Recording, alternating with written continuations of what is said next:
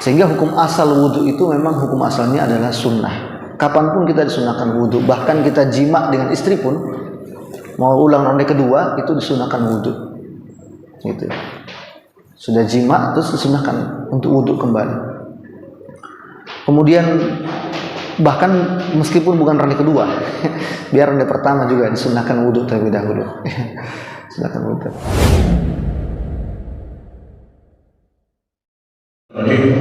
Assalamualaikum warahmatullahi wabarakatuh.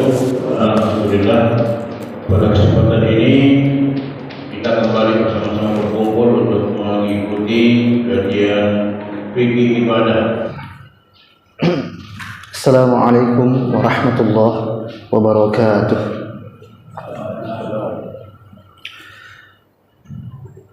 Innal hamdalillah nahmaduhu wa nasta'inuhu wa nastaghfiruh wa na'udzu billahi min syururi anfusina wa min sayyiati a'malina. May yahdihillahu fala mudilla lahu wa may yudlilhu fala hadiya lahu. Asyhadu an la ilaha illallah wahdahu la syarika lahu wa asyhadu anna Muhammadan 'abduhu wa rasuluhu al-mab'uts rahmatan lil 'alamin.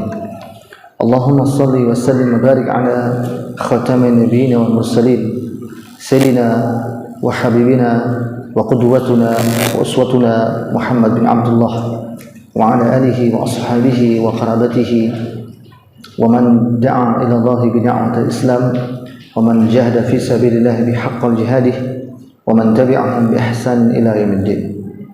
Qala Allah ta'ala fi kitabil karim, a'udzu billahi minasy syaithanir rajim, bismillahirrahmanirrahim. Ya ayyuhalladzina amanu idza qumtum ila shalah faghsilu wujuhakum wa aydiyakum ilal marafiq wamsahu bi ru'usikum wa arjulakum ilal ka'bayn. Al-ayah. Sadaqallahu. Ma'asyiral muslimin, Bapak Ibu jamaah rahimakumullah, alhamdulillah senantiasa kita bersyukur memuja kehadirat Allah Subhanahu wa taala. Pada kesempatan malam ini kita kembali berkumpul meluangkan waktu seperti biasa. 2 kali sebulan kita ikuti kajian, dan kali ini kajian fikihnya adalah fikih ibadah. Semoga setiap ilmu yang kita peroleh dalam majelis ilmu yang kita hadiri ini senantiasa kita amalkan dan juga senantiasa kita dakwahkan, sehingga ilmu itu betul-betul mendatangkan keberkahan bagi kita. Kemudian begitu juga salat dan salam senantiasa kita haturkan kepada teladan kita, kepada junjungan kita, kepada pemimpin kita, kepada kekasih kita Nabiullah Muhammad sallallahu alaihi wasallam. Demikian pula semoga salat dan salam tertuju kepada keluarga beliau, sahabat-sahabat beliau, dan seluruh pengikut beliau hingga akhir zaman. Baik, kita sekarang masuk bab yang baru setelah kita bahas sebelumnya tentang istinja, tentang pembahasan seputar air dan sebagainya. Sekarang kita masuk bab tentang wudu, ya, bab tentang wudu. Para ulama mendefinisikan wudu itu adalah membasuh bagian tertentu yang ditetapkan oleh syarak dari anggota badan sebagai syarat bagi seorang muslim untuk mendirikan sholat. Allah Subhanahu wa taala telah menjelaskan dalam Al-Qur'an perintah wudu dengan hukum asalnya. Kata para ulama, wudu itu hukum asalnya adalah sunnah. Kapan saja kita disunahkan wudu, sebelum tidur wudu, sebelum meninggalkan rumah wudu, ya, setiap saat kita disunahkan untuk wudu. Sehingga biasa kita mendengar dulu ada ungkapan, mungkin guru-guru tarekat ya, atau mungkin orang-orang di pedalaman itu biasa mengatakan wudu yang tak pernah putus gitu. Maksudnya itu kalau dia batal dia wudu lagi, kalau dia batal dia wudu lagi, dia perbaharui wudunya. Sehingga hukum asal wudu itu memang hukum asalnya adalah sunnah. Kapanpun kita disunahkan wudu, bahkan kita jima dengan istri pun, mau ulang ronde kedua itu disunahkan wudu gitu. Sudah jima terus disunahkan untuk wudu kembali. Kemudian bahkan meskipun bukan ronde kedua, biar ronde pertama juga disunahkan wudhu terlebih dahulu. Silakan wudhu terlebih dahulu. Kemudian namun hukum wudhu itu berubah menjadi wajib, ya, kata para ulama, ketika seorang hendak mendirikan sholat atau ketika seorang hendak mengerjakan tawaf. Ya, ini dua perkara yang ulama sepakati.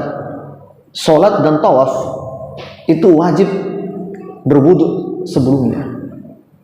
Ya. Allah Subhanahu wa taala berfirman dalam surah Al-Maidah ayat 6, "Ya ayyuhalladzina amanu idza qumtum ila shalah faghsilu wujuhakum wa aydiyakum ilal marafiq wamsahu bi ru'usikum wa arjulakum ilal ka'bayn."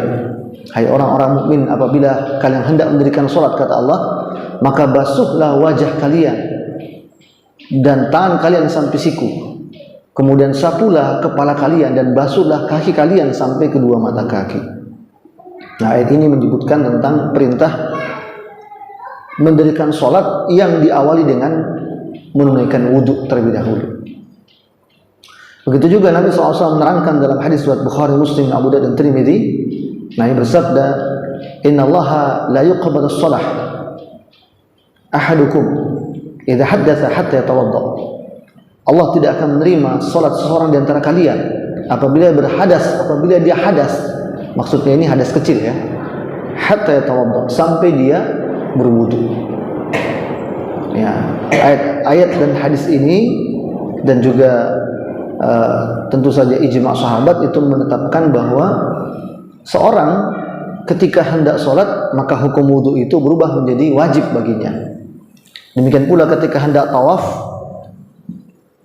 juga wajib baginya. Jadi dalam dua perkara, seorang yang hendak sholat dan hendak tawaf, seorang wajib untuk wudhu terlebih dahulu. Maka hukum asal wudhu yang tadinya sunnah itu berubah menjadi wajib. Disinilah para ulama kemudian membuat kaidah kulliyat. Ya, ma la yatimul wajibun illa bihi fahuwa wajib.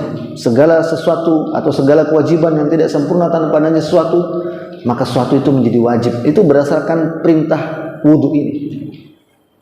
Salat tidak akan sempurna, tidak akan sah tanpa adanya wudhu. Maka wudhu yang tadinya sunnah itu hukumnya berubah menjadi wajib. Gitu. Jadi berdasarkan muncullah tadi kaidah tadi itu. Ya. Ma la yatimul wajibun illa bihi wajib. Segala kewajiban yang tidak sempurna tanpa adanya sesuatu, maka sesuatu itu menjadi wajib pula. Tadinya bukan wajib itu sesuatu itu, tapi karena tidak sempurna ini kewajiban tanpa sesuatu itu, maka sesuatu itu menjadi wajib. Salat tidak akan sempurna, tidak akan sah tanpa wudu, maka wudu itu menjadi wajib. Ya, kalau ini masuk salat yang waktu ya, bukan salat sunnah. Tawaf tidak akan sempurna, ya, tanpa wudu, tidak sah tanpa wudu, maka tawaf itu maka wudu itu menjadi wajib. Ya, kalau ini masuk di sini adalah tawaf dalam rangka untuk menunaikan kewajiban. Meskipun para ulama menjelaskan bahwasanya hukum wajibnya wudu itu bukan berkaitan dengan sholatnya itu fardu atau sunnah. Karena sholat apa saja, mau sholat sunnah kek, mau sholat fardu kek, itu menyebabkan wudu jadi wajib. Artinya di sana ada perkara wajib dalam perkara yang sunnah. Sholat tahiyatul masjid itu sunnah, sholat tahajud itu sunnah, sholat duha itu sunnah. Memang hukumnya sunnah, tapi tak akan sah itu sholat sunnahnya itu, sholat sunnahnya tadi, kalau tidak disertai dengan wudu terlebih dahulu. Tidak diawali dengan wudu terlebih dahulu. Itu menunjukkan bahwa berarti meski kaidah ini menyebutkan segala kewajiban, ya, segala kewajiban, tapi ini berlaku kepada seluruh hukum, baik yang wajib ataupun yang sunnah. Kalau kaidahnya kan mengatakan malitimul wajib, ya, segala yang wajib atau segala kewajiban tidak sempurna. Nah, sholat sunnah duha itu kan bukan wajib, itu dia perkara yang sunnah. Tapi kalau tak dikerjakan wudhu terlebih dahulu, maka tidak sah pula itu sholat sunnah duhanya. Bisa dipahami maksud saya? Nah, kalau kaidah tadi kan menyebutkan malitimul wajib, segala kewajiban, itu. Ya, ternyata tidak hanya perkara kewajiban, tapi juga perkara yang sunnah sekalipun, seperti tawaf sunnah misalnya.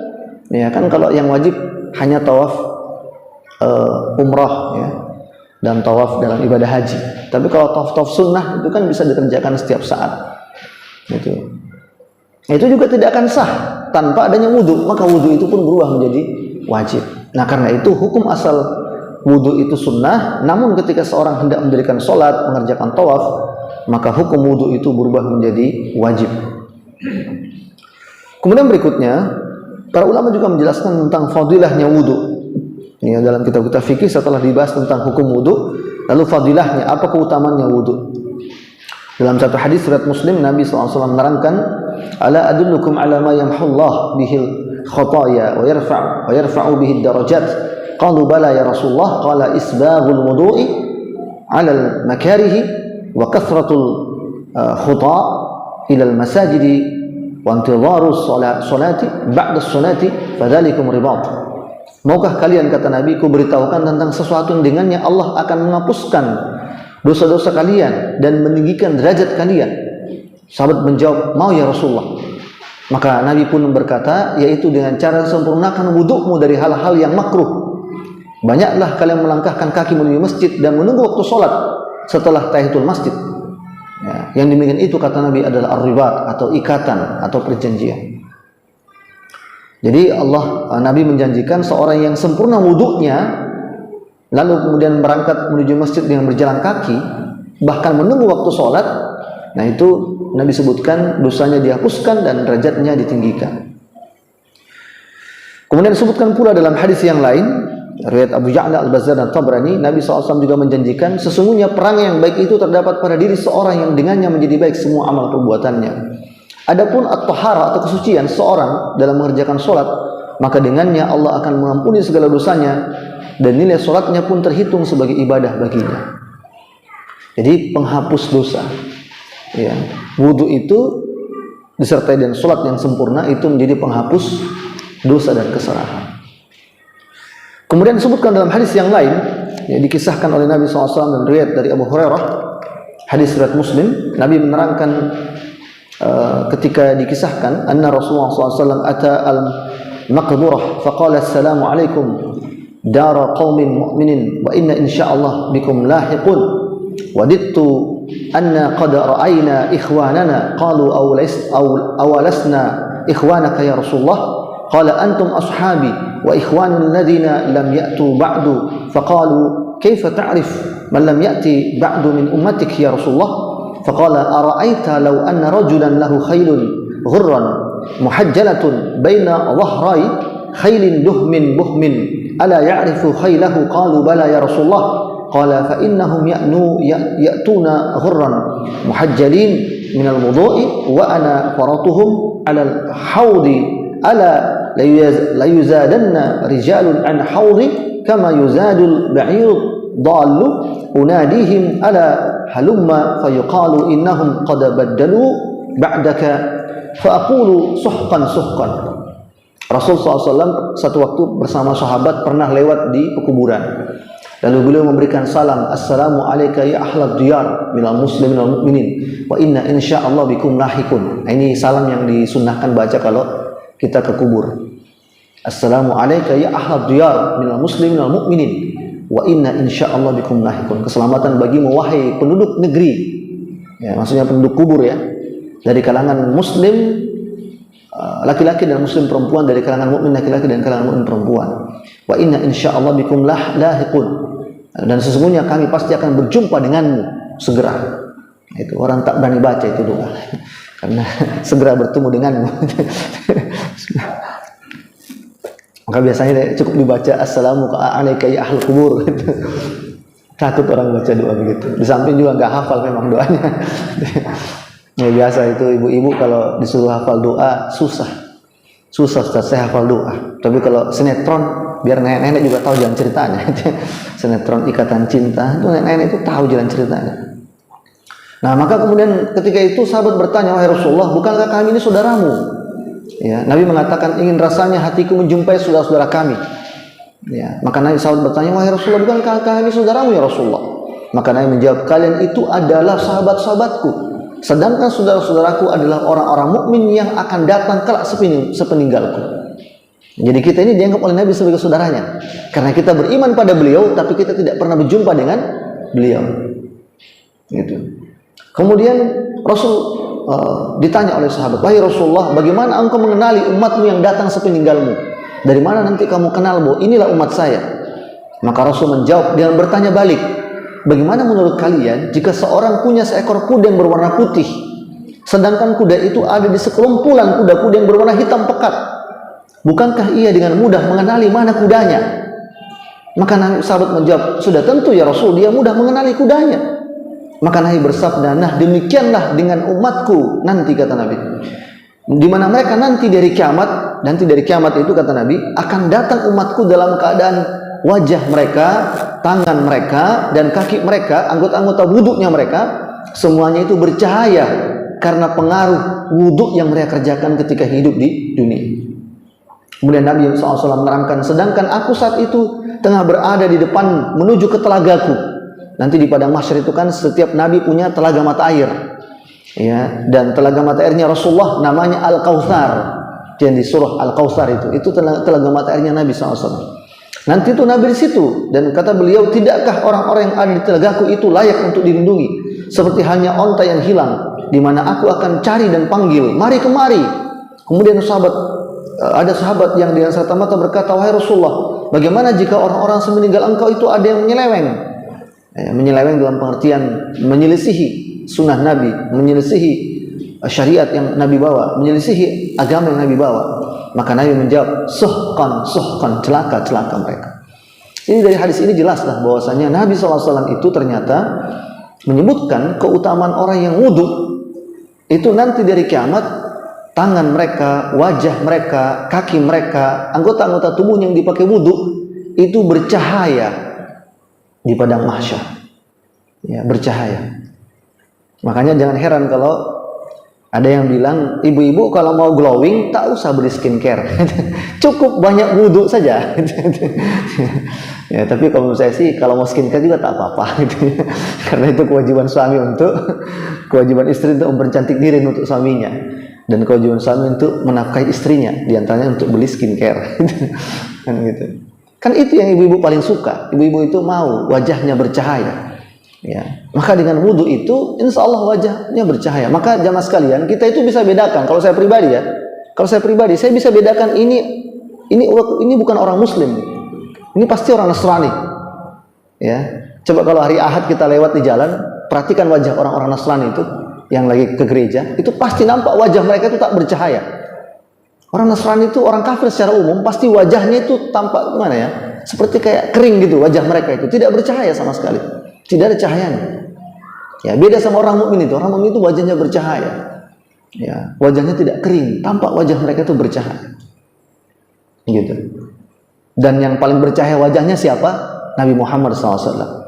Kata para ulama, Nabi itu wajahnya seperti qamarun, bulan purnama yang bercahaya. Sampai disebutkan dalam hadis yang sahih, pernah sekali waktu itu Aisyah sedang menjahit di rumahnya malam-malam. Kemudian lampu pelitanya itu padam, ya kan, lampunya pakai lampu pelita. Maka begitu lampu pelita Nabi itu milik Aisyah itu padam, gelap, dalam rumahnya Aisyah itu gelap, Nabi langsung masuk ke dalam rumah Aisyah, dan seketika itu seluruh ruangan rumahnya Aisyah itu terang karena kedatangan Nabi SAW. Kenapa? Karena wajah Nabi yang bercahaya seperti qamarun, bulan purnama di tengah kegelapan malam.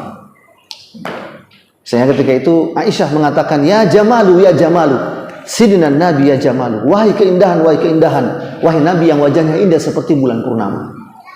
Ya, baru-baru ini kan malam Rabu itu gerhana bulan, ya. Kita mengerjakan sholat khusuf, sholat gerhana bulan. Ya, saya ngisi khutbah sholat gerhana di Jalan Kakatua 2. Ba'da sholat Isya, sholat gerhananya 40 menit, khutbahnya 20 menit, 1 jam. Ya. Apa enggak pegal itu? 1 jam itu. Ya kan, sholat gerhananya 40 menit, khutbahnya 20 menit. Gitu. Nah, jamaah rahmatullah, tapi ada imamnya, bukan saya yang imam. Kalau saya imam tak kuat. Imam di khutbah lagi berdiri. Ya kan? Nah, jamaah rahmatullah, karena itu dengan wudu itu nanti di padang mahsyar manusia itu akan bercahaya wajahnya.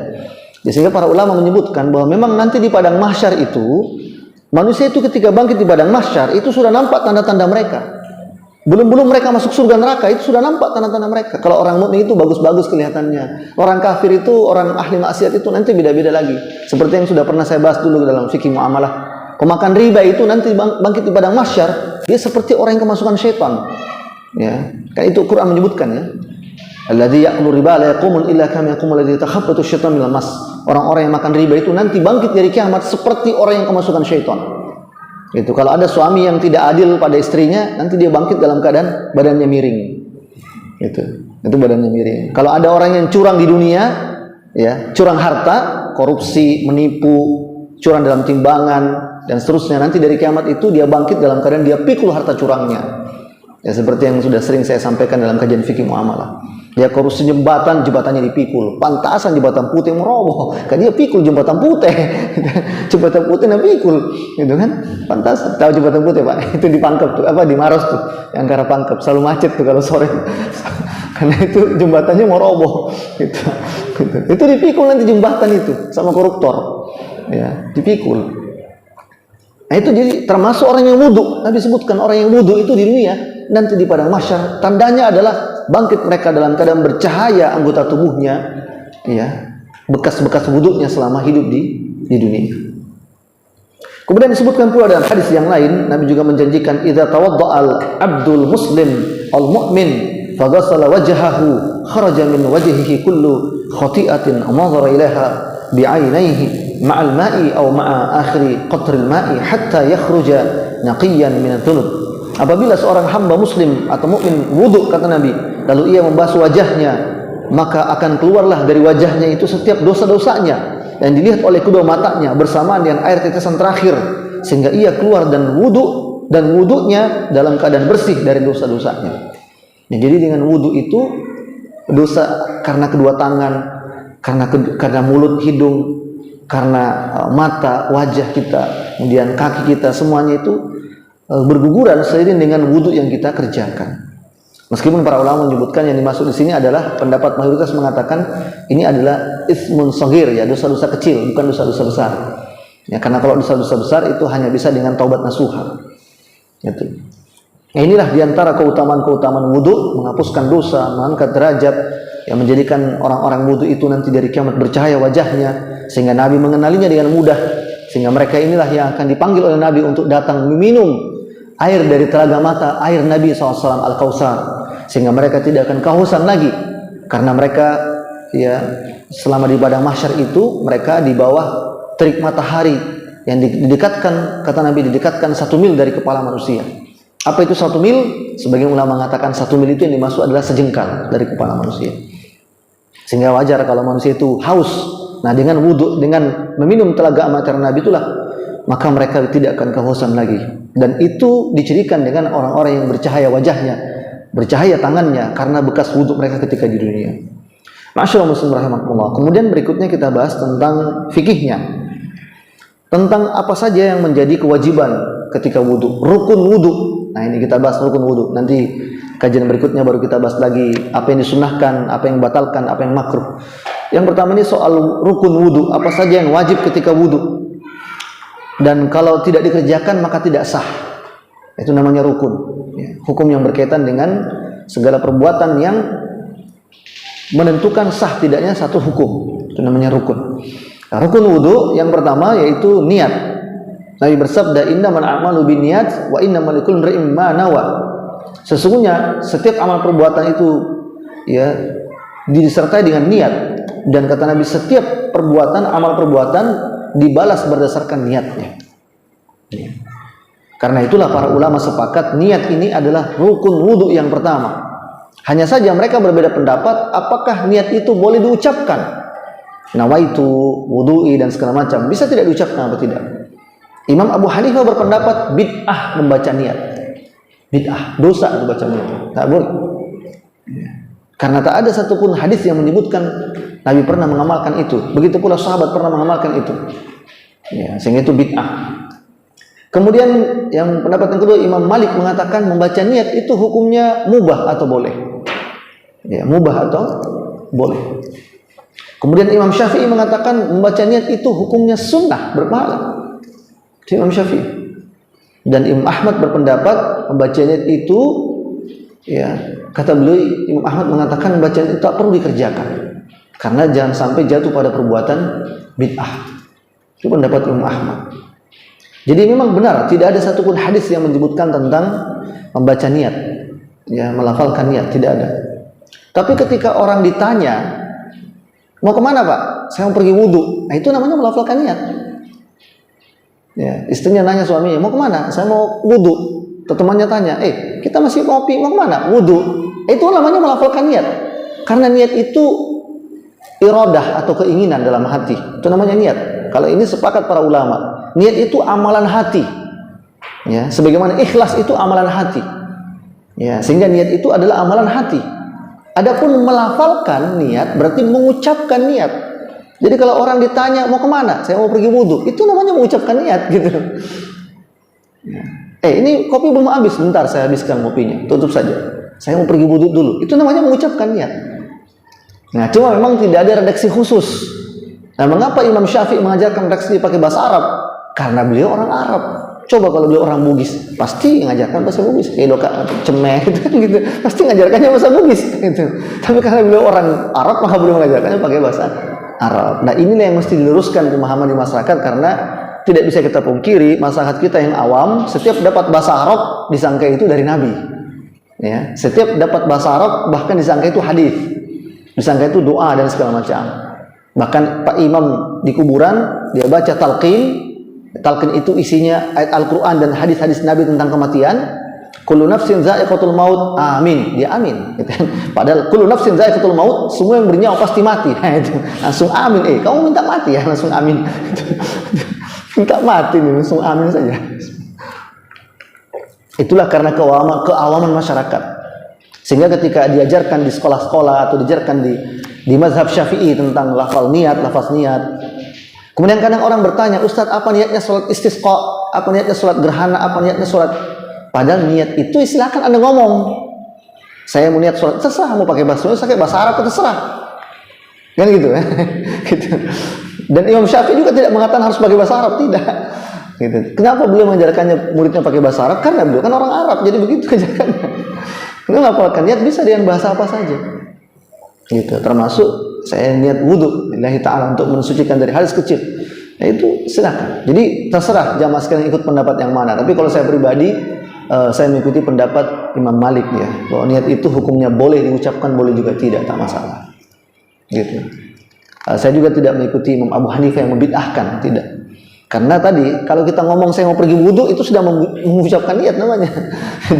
Dan itu kalam nas, ucapan manusia, ucapan biasa. Gitu. Ucapan biasa, bukan zikir, bukan doa, gitu ya. Jadi lafal niat itu bukan zikir, bukan doa. Itu kalamun nas, ucapan manusia, ucapan biasa. Nah, ini yang pertama, yang wajib adalah niat, ini yang pertama. Yang kedua, yang juga merupakan rukun wudu adalah membasuh wajah. Karena Allah berfirman dalam ayat surah Al-Maidah ayat 6 tadi, ya ayyuhalladzina amanu idza qumtum ilas shalah faghsilu wujuhakum. Hai orang-orang mukmin, kalau engkau hendak mendirikan salat, basuhlah wajahmu.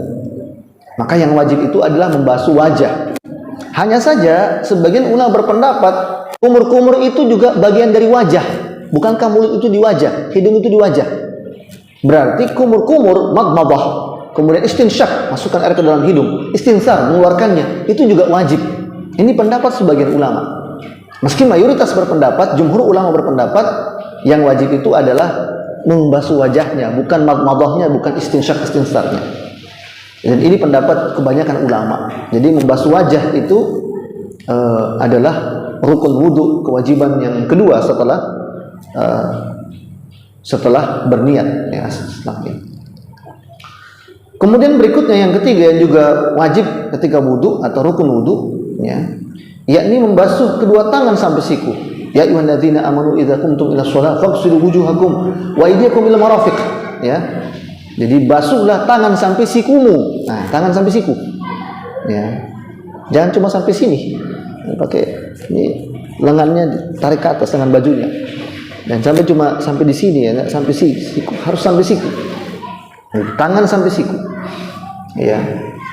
Jadi basuhlah tanganmu sampai sikumu. Nah, ini juga hukumnya wajib dan merupakan rukun wudu ya. Membasuh tangan sampai siku. Kemudian berikutnya yang ketiga, yang keempat, rukun wudu yang keempat adalah mengusap kepala. Ya ayyuhalladzina amanu idza qumtum ila shalah faghsilu wujuhakum wa aydiyakum ila marafiq wamsahu bi ru'usakum, dan sapulah kepalamu. Di sini tidak dikatakan basuhlah kepalamu, tapi sapu. Nah, karena itu ada perbedaan pendapat ulama. Bagaimana disebut sapu kepala? Ya. Ada yang mengatakan minimal separuhnya disapu. Misalnya begini. Ya, rambutnya belah tengah, gini-gini, separuhnya saja. Ya, boleh begitu, separuhnya. Ada pula mengatakan minimal sepertiganya. Saya sini saja, sepertiga saja. Ya. Bahkan Imam Syafi'i mengatakan meski hanya bagian sedikit dari kepala. Misalnya ada anak muda itu, aduh gimana ya, saya ini mau pergi acara kawan saya ini nikah, ya kan, ini walimahannya ini malam. Tadi saya mau sholat maghrib isya, ini sudah pakai apa tadi, sudah siang tadi pakai sampo metal gitu kan, sekarang pakai apa namanya itu, pakai jelly tanco apa tuh yang jelly, rambutnya sudah berdiri, ada mohak gitu kan. Nah, kalau cicak jatuh tewas tuh cicak gitu kan. Itu kalau saya wudhu pakai musab kepala, ini nanti rambut saya itu sudah berantakan, acak-acakan. Maka Imam Syafi'i itu membolehkan, masuk kategori mengusap kepala itu kalau sekedar begini, karena ini bagian dari kepala. Ya, Quran memang tidak menyebut mengasuh kepala itu gimana bentuknya, apakah seluruhnya atau tidak. Ya, tidak. Dan para ulama juga sepakat bahwa praktek yang Nabi lakukan dalam hadis-hadis yang sahih itu tidak ada indikasi dan qarina yang menunjukkan bahwasanya harus seluruh kepala, tidak ada. Nah, disitulah kemudian muncul perbedaan pendapat. Ada yang mengatakan minimal 1/2 bagian kepala, ada yang mengatakan minimal 1/3. Ya, bahkan Imam Syafi'i tadi mengatakan meskipun hanya segini, begini, sudah sah, karena ini bagian dari kepala. Ya, misalnya kalau ibu-ibu tuh, ya kalau ibu-ibu sholat sehingga di masjid kebetulan WC-nya kurang ramah, WC-nya kurang ramah, ya, WC-nya berbau, jadi wudhunya di luar, ya, sehingga dia tak perlu copot kerudung, dia tak perlu copot khimarnya atau jilbab, tak perlu dicopot, dia cukup mengusap bagian, ya, kepala dan sedikit mungkin bagian rambutnya, tanpa perlu terlihat auratnya, ya, tanpa perlu terlihat auratnya. Ya, warahmatullah. Itu dianggap sudah sah oleh Imam Syafi'i, oleh mazhab Syafi'i. Gitu. Jadi memang ada perbedaan. Nah, kalau saya pribadi yang mengikuti pendapat Imam Syafi'i bahwa yang jelas ada bagian kepala disapu meski hanya sedikit, itu sudah sah. Ya, karena juga ada sejumlah hadis menyebutkan Nabi itu ketika memakai sorban itu Nabi kadang hanya mengusap bagian atas. Nanti kita akan bahas juga itu di pembahasan menyapu khuf, ya, menyapu bagian sepatu. Jadi zaman Nabi itu kan orang-orang pakai sepatu terompah. Kadang mereka itu hanya sapu bagian atasnya. Dia nggak copot sepatunya, dia sapu bagian atas. Dan ketika mereka pakai sorban itu mereka cuma usap-usap bagian atasnya begini, sapu-sapu begini, bagian atas sorbannya. Itu sehingga kalau saya pribadi menilai pendapat yang paling kuat itu Imam Syafi'i. Yang penting ada sedikit bagian kepala, sekedar begini pun itu sudah sah. Ini hanya menentukan sah tidaknya, bukan sunnahnya. Nanti akan kita bahas. Tentu sunnahnya adalah seluruh bagian kepala. Ya.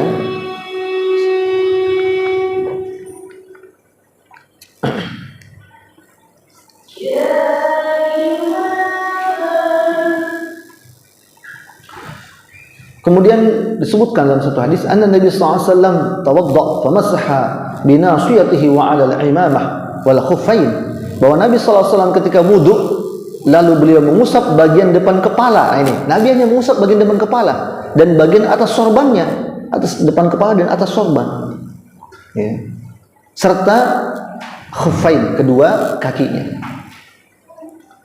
Ini rukun wudu. Di sini juga ada sebagian ulama berpendapat karena telinga itu bagian dari kepala, maka membasuh telinga juga wajib. Nah, ada pendapat ulama seperti itu. Meski mayoritas tetap sepakat bahwasanya yang disebut masuk kepala, mengusap kepala itu sekedar kepala, bukan termasuk telinga. Itu, dan ini pendapat yang paling kuat, yang rajih, ya, pendapat yang terpilih. Kemudian berikutnya, rukun wudhu berikutnya adalah membasuh kaki sampai kedua mata kaki.